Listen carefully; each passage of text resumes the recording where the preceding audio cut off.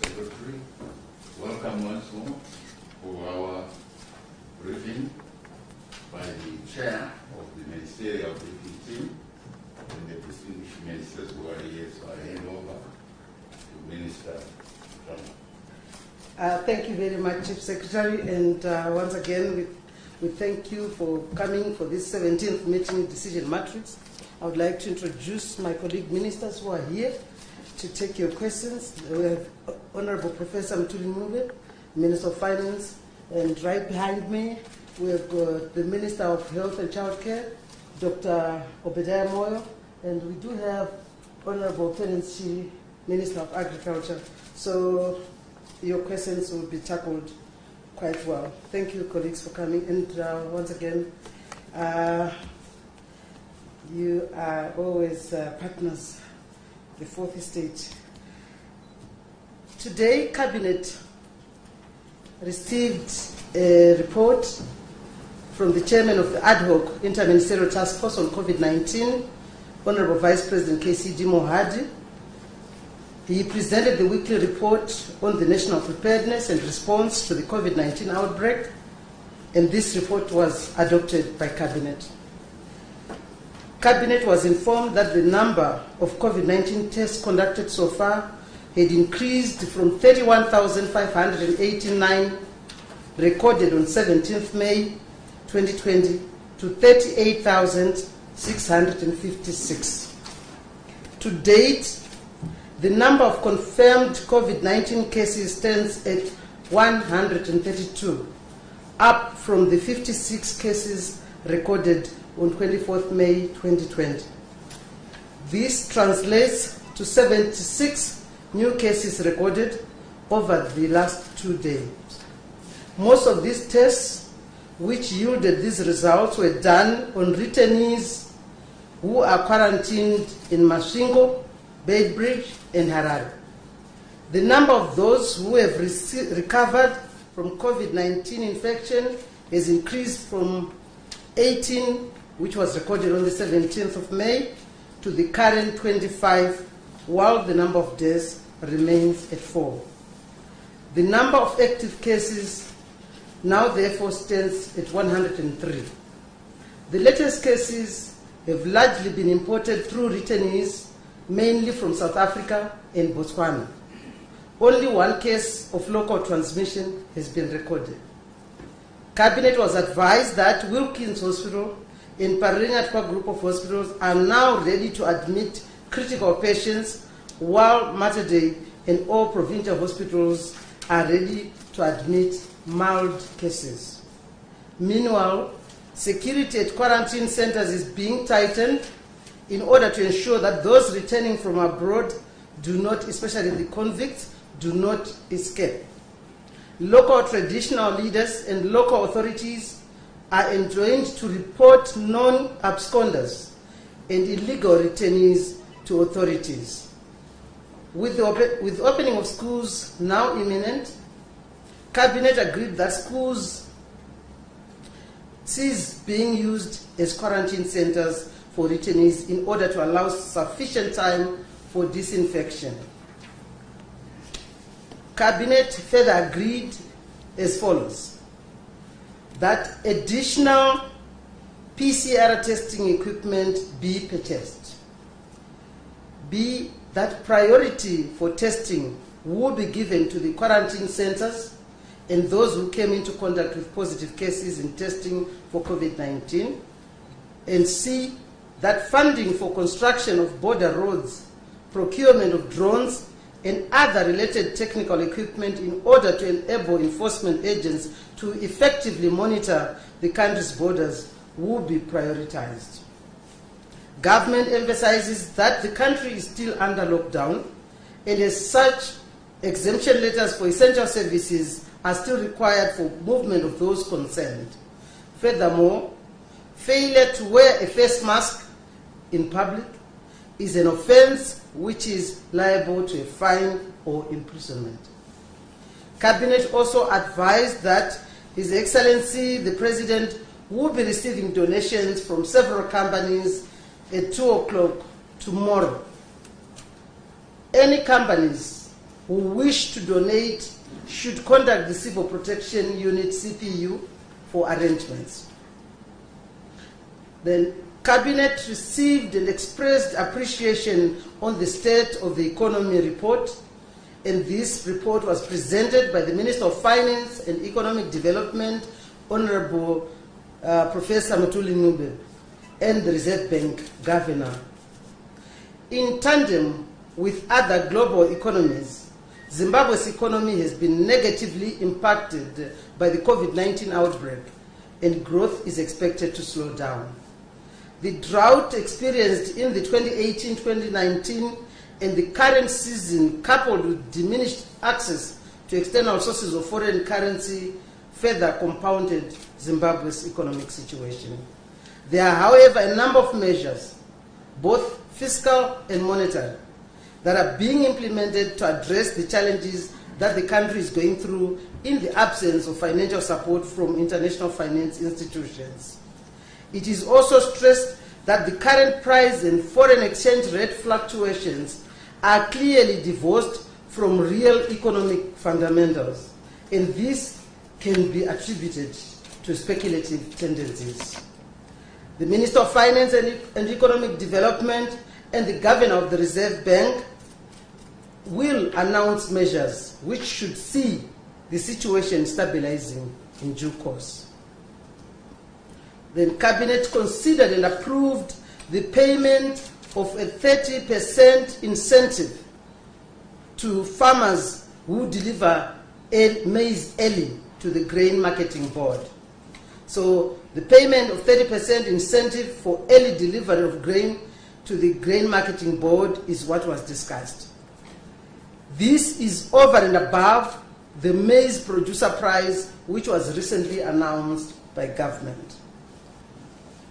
Last but not least, Cabinet advises that His Excellency, the President, Comrade E.G. Mnangagwa, will tomorrow launch the Presidential Livestock Scheme at Cleveland Range at 900 hours to support farmers in the livestock sector.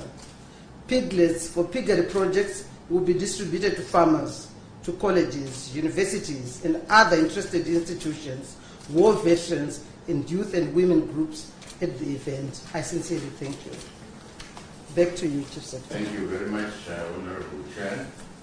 Now it's time we give members of the media the opportunity to ask questions on the presentation. Any bet? Who wants to pioneer? Yes, please, at the back. Your name. Yeah, thank you. My name is Old Mandova from ZBC. My question is directed to the Minister of Finance and Economic Development, who presented this report on the state of the economy. I just want to find out from the Minister of Finance, how sustainable are the measures that the government through Treasury are going to be implementing to stabilize the exchange rate?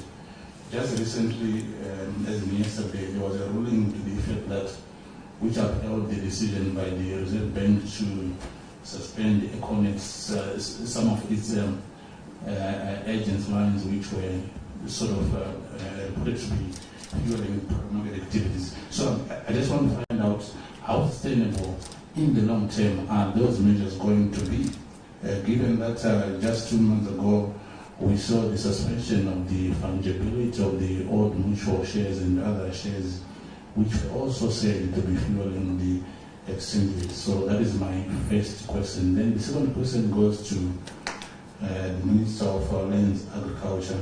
I just want to find out, it was mentioned that there's an incentive for farmers who deliver maize early to the GMB.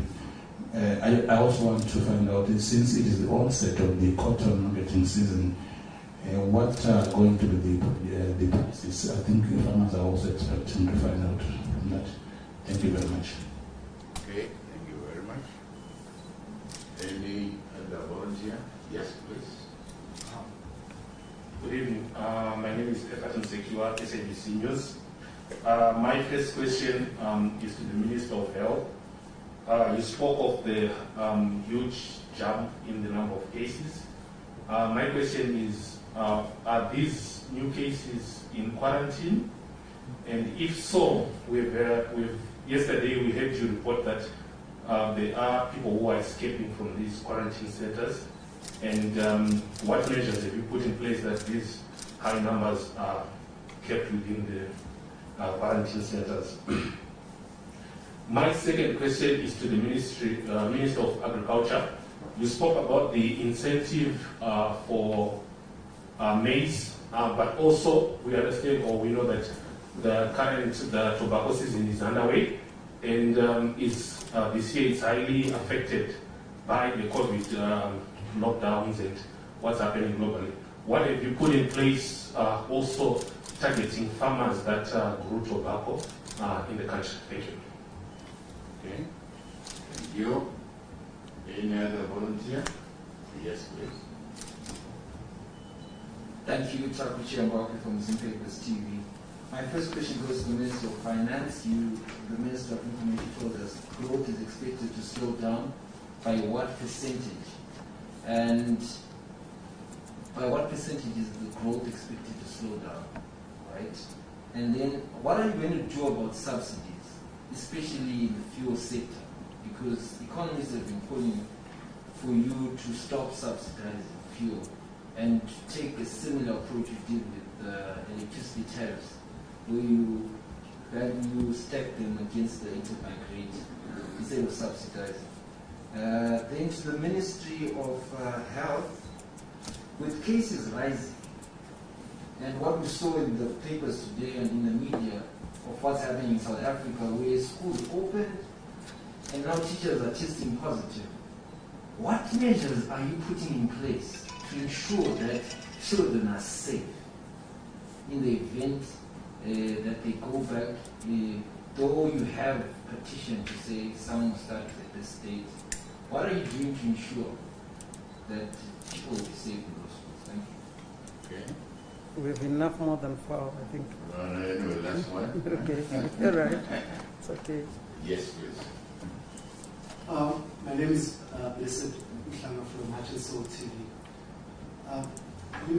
Minister of Finance, I heard that the cabinet was pleased to receive the report from you, and it was a pleasing report.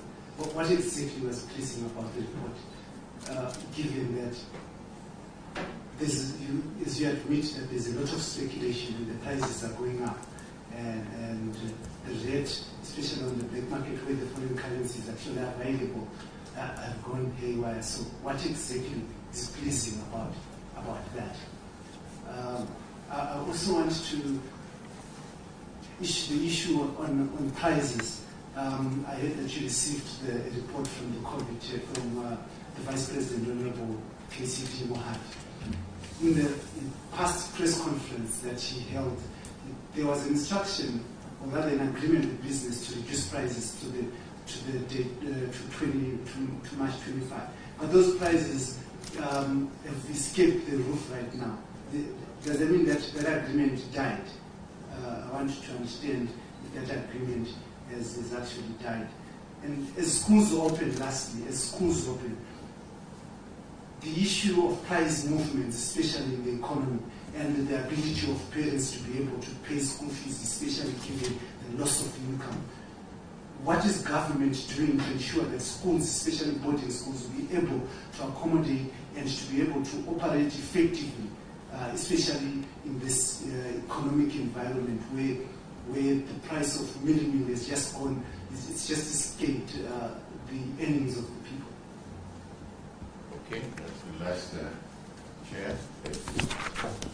Thank you very much, Chief Secretary, and thank you for the very good questions. Owen Mandova, the first question was directed to you, Minister of Finance. How sustainable are the measures government is taking to stabilize the economy?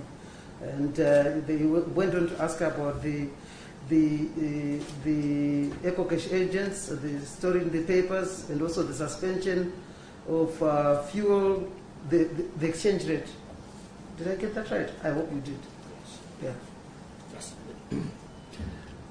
Thank you very much, Chair. Thank you, Mandela, for that question on the sustainability of measures that were taken. Now, sustainability, these are sustainable measures. I'll tell you why. And the example you gave in terms of EcoCash, which is the mobile banking as a platform, because these measures are about regulating financial services. And whether the exchange rate is stable or not, these financial services need to be regulated better. So what you saw playing out in terms of directive from the Reserve Bank, and then also response from the company itself, then from the judgment, is really an issue around regulation, regardless of the exchange rate. But just so happens that in this case, the absence of strong regulation on mobile banking platforms was then fueling the power market. At least it seemed like that from the analysis coming from the central bank. So for sure, these policies are sustainable in the sense that this is the kind of regulation that should take place in the first place. If I may take another minute to explain further. You see, what we have in Zimbabwe is a typical case where the mobile banking platform is led by the telcos, and then the banks follow. And typically the relationship between the bank and the telco is through the trust account and so forth. And everything follows from there. That's the model you see here. That's the model you see in Kenya with the M-Pesa. Now, in other countries, the model is bank-led, and then the telcos follow. So it's bank-led, because central banks regulate banks. So it's much easier to regulate when it is bank-led. But when it is led by telcos, it's slightly more complex. Hence, then you see this kind of reactions from the market, in the sense that telcos are regulated elsewhere rather than the central bank. So there's therefore need to strengthen our regulatory environment. And that is needed regardless of the exchange rate. That's why I'm saying that these policies will be sustainable going forward, because that's what needs to be done going forward. I'm just trying to see if there are some other nuances in your question. I think I'll try to cover. Thank you, Professor Mtuli.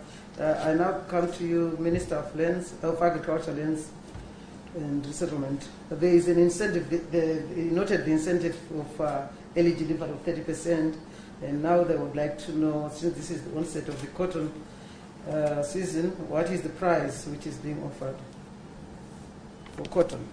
Minister? Thank you, Honorable. We discussed about the incentive for maize and the obviously associated traditional grains. We are still to come up with the cotton producer price. But however, we need to bear in mind that the inputs for all the cotton grown in this country are given to farmers, or issued to farmers for free. So it's actually an incentive on its own for farmers to grow the crop. Their only contribution is labor. I am not sure whether you are suggesting that that's not enough an incentive. Then on the issue of tobacco, as to what incentives are being given to tobacco farmers. Well, they are being paid 50% of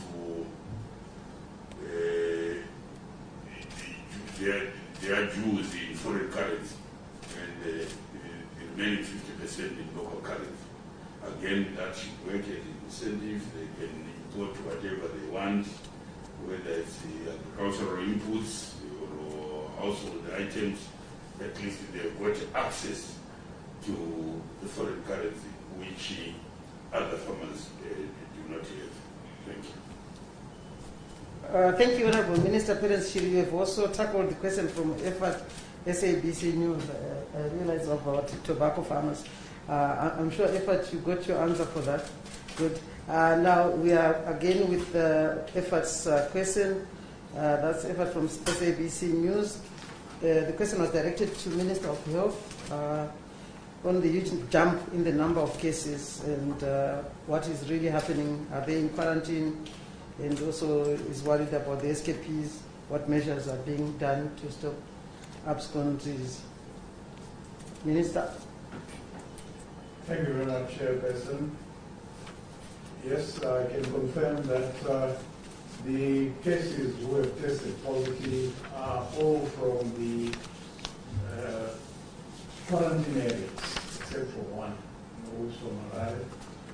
And they've all tested positive and have been separated from the rest of the members who are in those quarantine areas. And I also want to point out that we are making sure that we continuously test all these returnees who are in the quarantine areas. It's our number one priority at this stage to make sure that we process them, and those who are negative are allowed to go and finish the balance of their quarantine period at home. And those who are positive will be taken to the isolation centers for assessment and further management. So this is where we are. The numbers have gone up, yes, and we are lucky in a way that this is not as part of local transmission. We are guaranteed that these are people who are coming from outside, and therefore we have to concentrate on making sure that our population, local general population, remains clean while we concentrate on the new cases who are coming through our borders. It has always been through our borders, and local transmission is a secondary. I also want to point out that we had to make sure that these results were correct, and therefore we had to subject them, to further quality assurance, so that when we say it's positive, it's positive.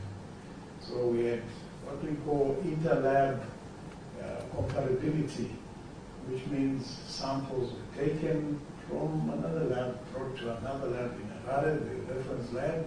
That's our major quality assurance laboratory, and they tested the same as with the other laboratories. So our system is good, so it's working well. And also there was a resampling exercise just to make sure that the pre-analytical phase had been carried out properly. And at the same time, we also checked on whether there was any contamination in the testing process. And so we did what we call environmental sampling, which means swabbing the labs where the testing would have been carried out to see if there was any contamination, and there was no contamination. So our systems are working perfectly well. The results are good. So the numbers are correct. The jump by 76 is for real. And we've always said we can't refuse Zimbabweans who want to come back home. So we have to catch them in the quarantine areas, test them properly, and make sure that we separate the ones who are positive and deal with the ones who are, those who are positive accordingly. Thank you. Thank you, Honorable Minister. The next question is directed to the Minister of Finance, and is from Tagucha Ambakwe. After he heard that, of course, that was the statement that Zimbabwe's economy has been negatively impacted by the COVID-19 outbreak, and growth is expected to slow down. So his question is going to slow down by what percentage? And he also talked about stopping subsidizing fuel. If you can talk a little bit on that. And then I'll go back to the Minister of Health after that. Thank you. Minister. Thank you, Chair. Thank you, Chairman, for those two questions. The first one is on the expected growth rate globally in terms of global slowdown then what it means for us. Am I right? Yeah. Okay, very well.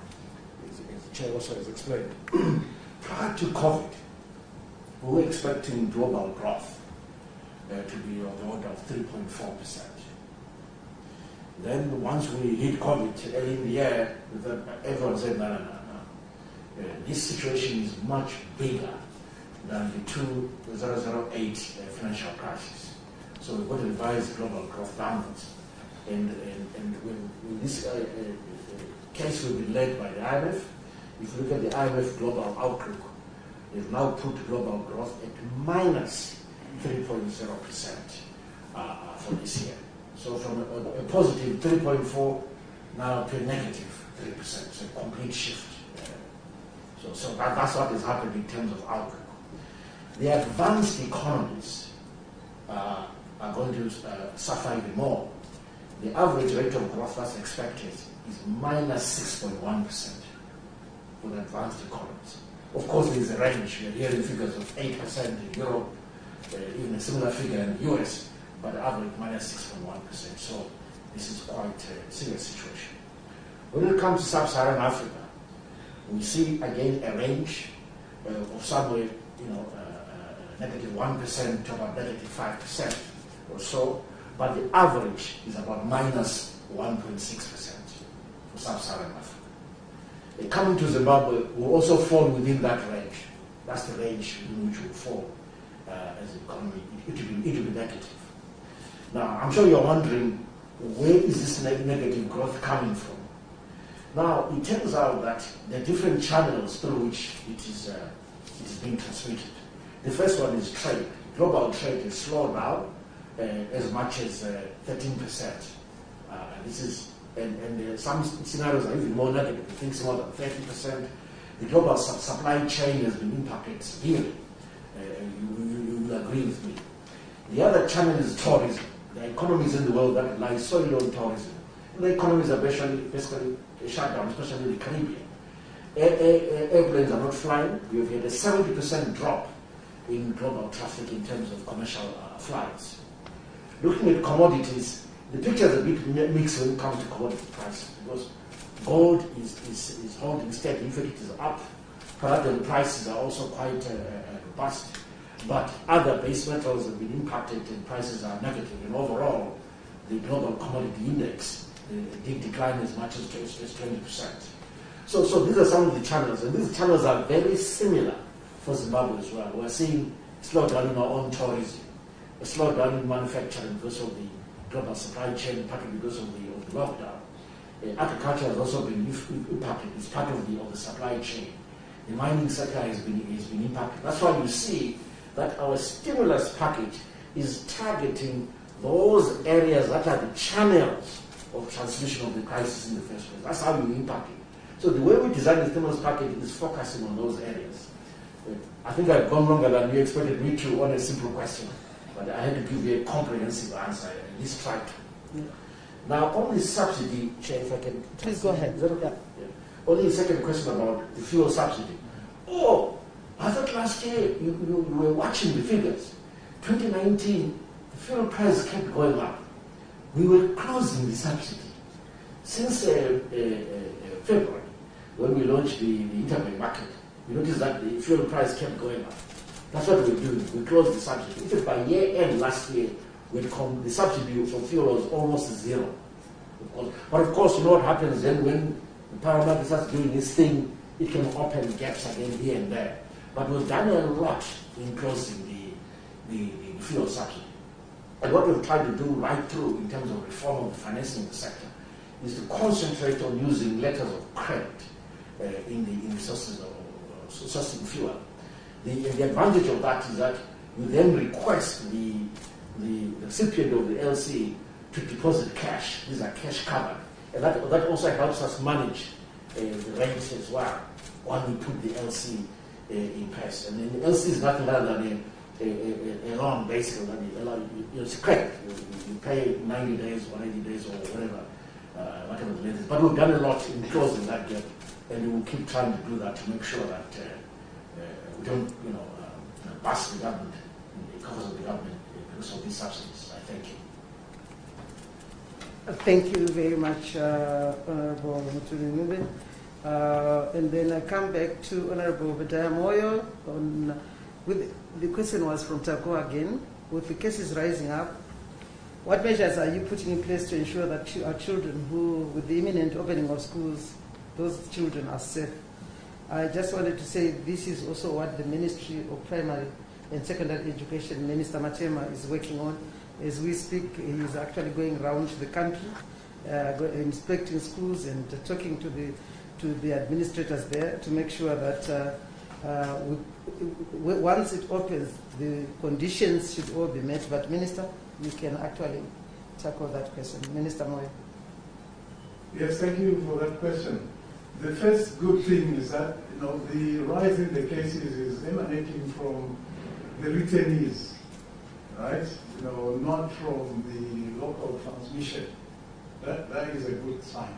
So we are able to control that aspect immediately, right? And then the next thing is that for the schools to be open, we are making sure that we've got even more stringent measures in the schools. The headmasters, the teachers have to adhere to the strict measures that we are putting in place. We will have environmental health officers checking all these measures that they are adhered to. We are making sure that the issue of social distancing is maintained. And like the chair says, the minister is going out, and this is the message we are also sending out, that all headmasters must make sure that their schools adhere to the social distancing aspect. And we are happy that we are starting with those who are taking examinations so that they can be able to spread around the school and have proper social distancing. And as we go forward, as they come in, we are saying that the temperatures have to be checked. Each and every candidate must be checked to see that their temperature is normal, and whoever is found to be having a higher temperature will be screened out. At the same time, continuous washing of hands. It's going to be the first lesson at school. The hygienic processes, the masking, the donning of the mask, the sanitization, all that has to be taught, to the kids. Right at the beginning, all those who are going into these areas, and we are making sure that we have thorough control, continuous checks, and at the same time ensure total safety for the school kids. That is what we want.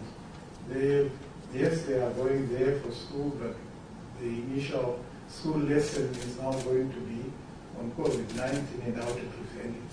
So prevention right there in the schools is key, because we don't want them to go back home, or someone comes into school and they've got the disease and then they spread it. It will spread like wildfire.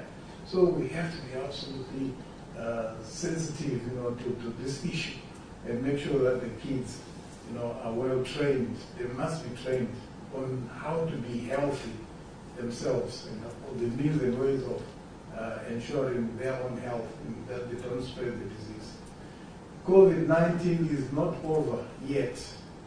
COVID-19 is still with us, and therefore all the precautions and measures have to be put in place. Thank you. Thank you very much, Honorable Bedaya. Coming to Blessed Mhlanga of Heart and Soul, where are you, Blessed? I don't know where you got the word pleasing. I just want to tell you that Cabinet actually expressed, they received the report and expressed appreciation.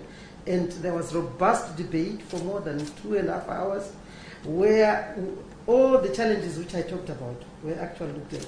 So, to ask a question to say what was pleasing, I think that was it was an appreciation of the state of the economy from the report which was given by the Minister of Finance and Economic Development, and also even the Reserve Bank Governor came to Cabinet today. So, and the challenges which we are confronted with, the impact of this COVID-19 on the economy, that's what we went into. But I would give the Minister an opportunity to talk on the issue of prices, And you also wanted to know what has happened to the price moratorium, that agreement. That price should go back to March 25th. I think, let me stand at that, yeah. Thank you, Chair. Maybe you can finish, or I can finish everything because it's almost at the end. You also wanted to know that as schools open, what is going to be done in terms of assisting, I guess, parents, because the ability to pay school fees has been eroded because the inflation. I think this is what he wanted to know. Thank you, Minister. Thank you very much, Chair. Thank you, President, for the question. Maybe let me just add to what the Chairperson said about how she had expressed, how this report was handled. That really, with a robust discussion, and that was appreciated. It made everyone realize that the economy is an ecosystem, because it's quite easy to focus on your sector, maybe whether it's industry or agriculture or tourism, but all these sectors are linked. And that's how we should view things, and that was appreciated. And the discussion revealed that. But also the discussion really emphasized the point that what is then key, having recognized that we've got all these sectors which are interlinked, and that growth comes from bottom up rather than top down in terms of GDP. Productivity is the most important thing. So that came out very strongly again in that debate, and that's something that you yourself, I think, appreciate. But also, it made us appreciate that maybe also the problems that we confront, the problems that you confront, sometimes you should start seeing them different, use a different lens. There's too much short-termism in ourselves. We are speculative. It's all about tomorrow, it's all about now. There's a way in which we should start looking at these problems in a way that will be able to then to build our country. But that debate also revealed that Zimbabwe does have a lot of resources, be it gold. We also say that gold is like our oil. We have enough gold in terms of earnings. Yes, with leakages, we're blacking those leakages. I mean, you've seen what has happened with the retention ratio, which is the changes of yesterday. All that is a policy response, which is making us realize that these resources can be harnessed better and be used for our development. So those are the kind of messages that, in a sense, came out of the debate, which I think everyone appreciates. But we went into considerable detail on the economy, on the monetary sector, and I must end up by saying, colleagues, we have done a lot. We have constructed or reconstructed a monetary system from scratch. We now have a local currency, whether we like it or not, it's there. Our issue is that we wanted it to be stable, and you all agree. But we've done so much in terms of, and I'm just mentioning one area, economic reforms. So this is the debate that took place, and what was appreciated is just how things are turning out, what we've done so far, how everything is connected, and how everyone has a role to play. Now, coming to the issue of prices, and moratoriums working. That's the elephant in the house. Elephant in the house. All that, I mean, it's quite clear that first of all, the price moratorium was a product of moral suasion. It was a product of a handshake, of a gentlewoman or gentleman's agreement. That's what it was. It was not price control. Because if it was, what has happened, it should not have happened. But it has happened. So we still want to edge, we still want to reach out to industry to say, this again, shake hands again, this time maybe a little firmer, so that again we can manage to control these prices and not immediately react. Because what's happening is that there's been just an immediate, instant reaction to the parallel rate, which is really what happens with prices in this country. Once the parallel rate moves, then the real sector prices also move in tandem, almost just a one-to-one correspondence in this regard. That it doesn't have to be like that. So again, we still need to have a continuous dialogue with industry, have that handshake, a firmer one this time, to make sure that we can effect this price moratorium, because it's desirable. It is desirable. So we want to extend. I mean, we're very specific about how to assist schools and so forth. Frankly, we haven't reflected, certainly for me, I haven't reflected deeply on that specific issue. But again, we urge the schools to be sensitive in terms of increasing school fees, because parents are finding it hard to afford these fees, like they find it hard to afford anything else because of inflation. So again, it's a moral suasion story, not that we as government are taking action specifically in dealing with school fees. I think the Minister of Education, Primary, has already done something about the issue of boarding fees, which remain high when children were not even in school in the first place. They were actually at home because of the lockdown. So they've taken action about that, and schools have responded. So there's a desire for government to see some sanity in that sector. But we can be more specific in the future as our policy in the sector develops some more. Thank you. Thank you very much, Professor Mtuli. Back to you, Chief Secretary, for the second round. Thank you. Welcome to the second round. Any offers? Yes. Now it's 10 for ladies. My name is Kay from Tafamba Media. My question goes to the Minister of Health. Yes, you spoke about COVID testing, taking temperatures and everything else. But what of the actual COVID testing, considering that some people do not show symptoms of them having the virus? What is the question now? Some people don't show symptoms in them? Yes, so when they're returning to school, is the government going to provide the actual test kits for students and teachers, or are schools supposed to get that for themselves? Okay. Thank you. Any other offer? Yes, please. My name is Maxwell Tabazapa from Star FM. I just want to hear from the Minister of Finance any discussions on how much are you going to allocate to the education sector for the procurement of PPEs as they are going back to school. Okay. Any other? This government should have a lot of money. Lot of money. Yes, I'll come here, please, if there is no. Yes, please. All right, back to the Minister of Finance.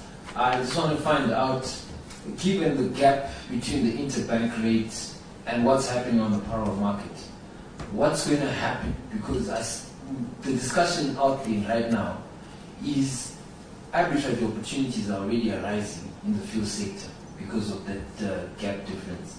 And it's happening again on the issue of tobacco farmers, because the rate has gone up so high on the power market. When farmers want to retool, be given the 50-50 scenario, they are unable to retool. So some Farmers Association for Tobacco Growers are actually advocating to go the same route government took yesterday with gold miners, to say we'll just give you 100% retention. So I just want you to comment on that. And then lastly, since 2018, we've been talking about this black market, and now we're in 2020.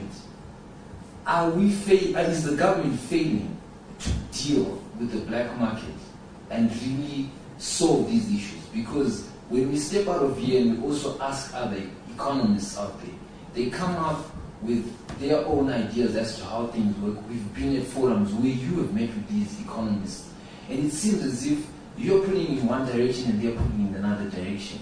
So is there a definite solution to this issue, or it's just going to be a tug of war where one is pulling in one direction, that's government, and people on the power market are just doing their speculative tendencies, and people in the middle are suffering in the process? Thank you.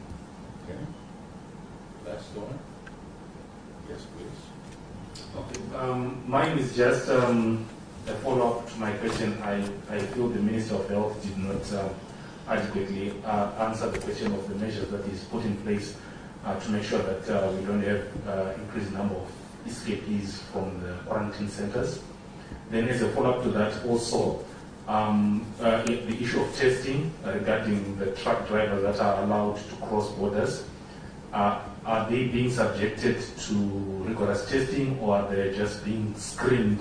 Because I do understand that there's a difference between screening and testing. Are they being tested, or they're just being screened as they cross the borders? Thank you. Okay. Thank you. Oh, they are finished. Are you sure? Okay. That's the last There's chance. One last one. Yes, I repeat. My question is to the Minister of Agriculture. Minister of Agriculture, the producer price of maize that you announced, which is around 12,000, is there any chance that it's going to be reviewed given the trajectory in the rate? Because if you're going to use the parallel market rate, which everybody else is in essence using, the price of producer maize would be around $120 or even less. So what motivation do people have to take their maize to GMB? Because we've seen most people are now selling their own maize at the market in US dollars because they believe that that's where they get value. Okay. Okay. Thank you. I thought that was the 30% incentive which we talked about. But anyway, Minister of Agriculture will answer. Thank you very much. And thanks once again for those good questions. Kate Afamba, her question is directed to the Minister of Health on the COVID-19 testing. And she was saying some people don't show the symptoms. So are you going to do PCR tests for those returning to school? Minister? Well, with schools, the measures we are going to take, we're going to start with the temperature. What we have always done, the thermal detectors, the social distancing, those are the measures we're going to take. So if someone has a high temperature, who's going to test them? That's really the question. If they are identified, on entry, what will happen is that the school will have to call for the rapid response team. They will come and they will take care of the problem, and they will immediately be surrendered to the Minister of Health. So it's the Minister of Health which takes over from there. So that's what will happen. We're not at this stage going to be giving rapid test kits to the schools, but to utilize the other means, which are the thermal detection systems, and make sure that there is adequate preventive measures. Thank you, Minister. Have you finished? Thank you very much. And now this is to the Minister of Finance. That's Michael Tapatapa. He says, how much in terms of budget are you going to give to allocate to schools, the Minister of Education, to make sure that they buy the PPE? Thank you very much. Thank you for that question. On the budget allocation to schools, the minister will give them an adequate budget for what they need for PPE. That adequate budget means that we're going to increase I'll give one. I was hesitating to give this figure, but maybe I should give it to you. Hopefully you'll leave me satisfied. We're going to increase the budget for the education sector by 40%. You can say I've stayed away from Zimbabwe numbers. I say 40%, but I've got the numbers in front of me. So, and part of that increase budget will be used to procure PPE. We'll give them enough budget for that. Okay. Thank you very much, Professor Mtuli. And then Takucha Ambape is talking about, given the gap between the parallel market and the interbank rate, there's certainly problems of arbitrage which are rising. He was also asking whether you are considering giving 100% retention for tobacco farmers so that they remain in farming. Otherwise, all the money they are being given is being eroded by inflation. And he says also, since 2018, we've been talking about this black market. And the question is government failing to deal with that black market? It looks like government is pulling one side and there are people pulling on the other side. Do we have a definite solution? to stop these speculative tendencies which are making our people suffer? Minister? Thank you very much. Again, thank you for that question regarding the gap in the internet rate and then the power rate, which is creating opportunities for arbitrage. You saw it in fuel, and we try to close the gap, of course, by reducing the gap. As I said,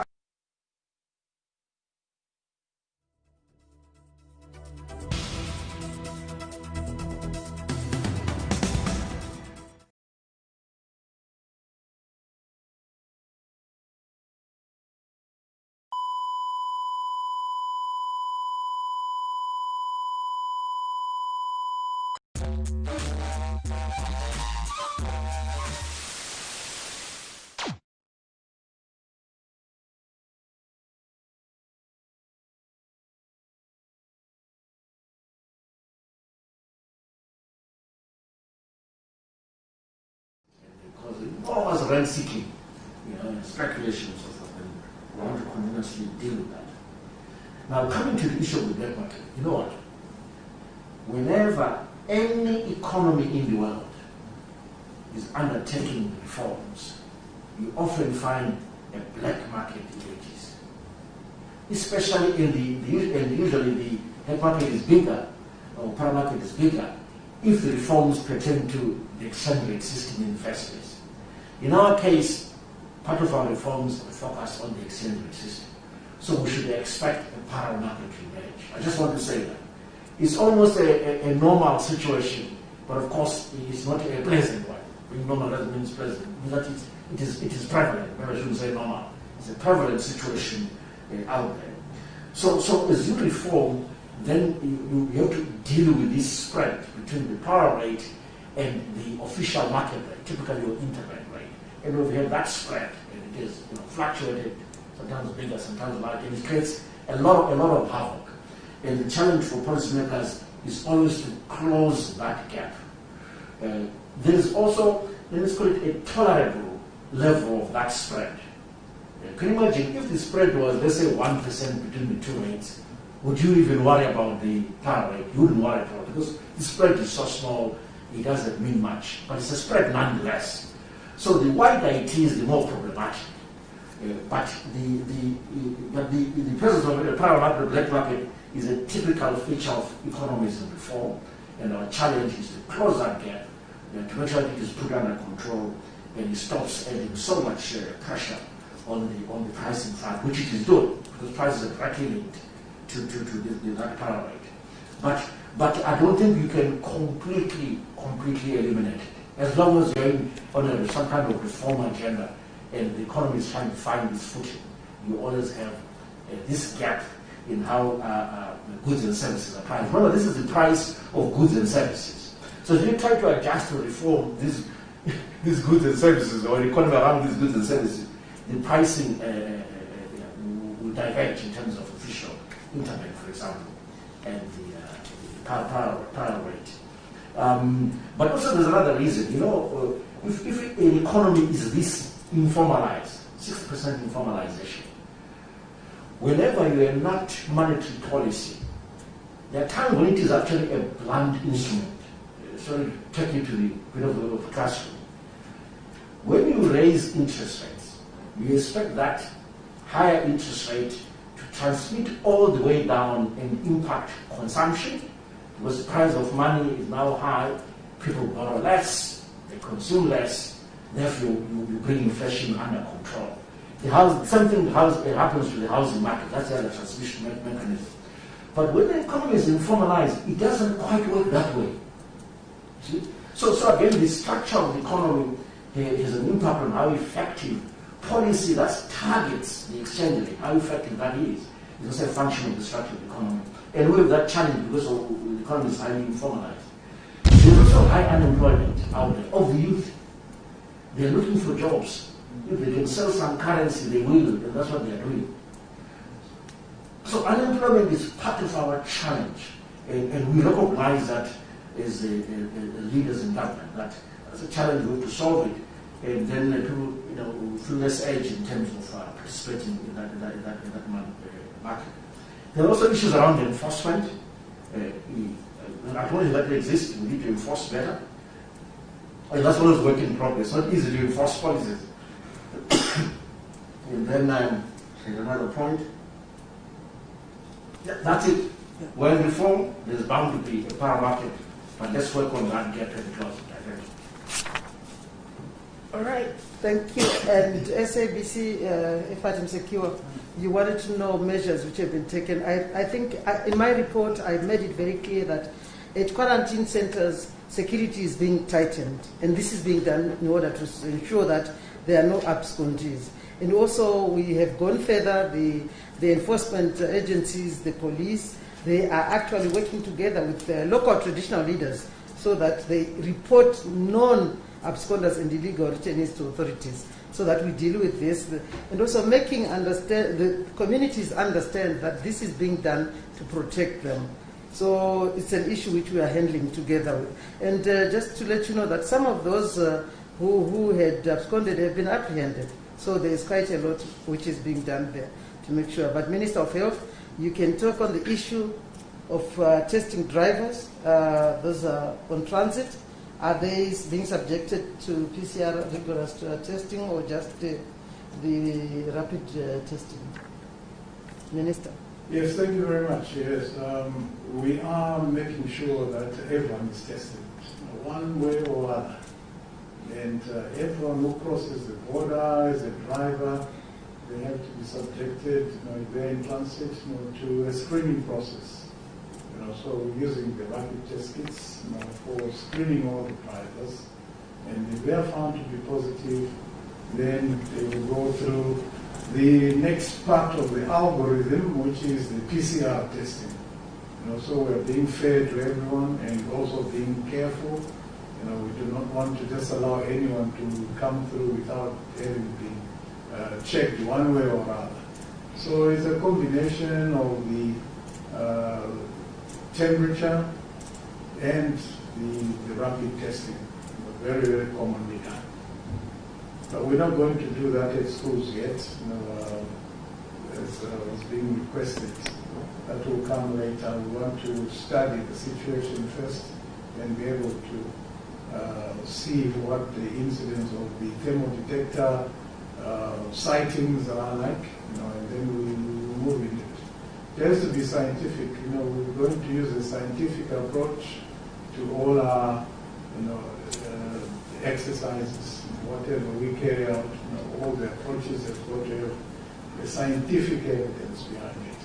So initially, the most important thing is that our environmental health officers at the borders are well trained, they know exactly what to do, how to handle these cases, and that is why we have managed so far to pick up all the cases which are positive right from the beginning. If you remember, when we were going to the airports, to the borders, we were making sure that our teams are strong. So there are very strong environmental health teams, port health authorities, who can be able to manage all those. So any driver who comes by, they have to be subjected to that screening process. Thank you.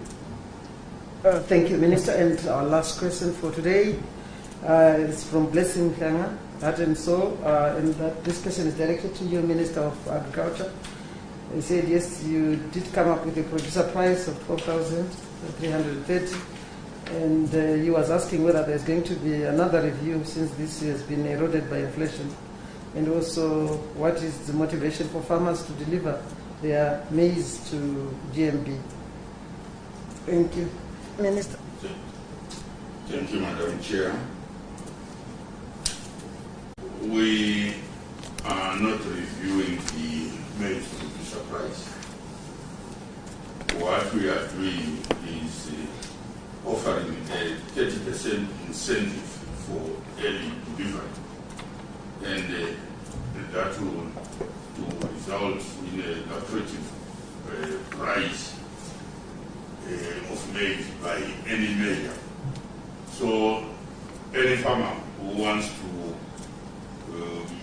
make the best out of maize and traditional grains such as sorghum, millet, and the pearl millet and finger millet has to ensure that he or she delivers by the 31st of July, which is the cut-off date. Thereafter, we shall be paying 12,330 for the deliveries of sale. Thank you. Thank you very much, Minister Perence Shiri, and that brings us to the end of today. Once again, I want to thank my colleague ministers. Thank you very much, Isita. And just to say, your minister got you some masks so that you stay safe. So, thank you. Thank you. Minister and the honorable ministers.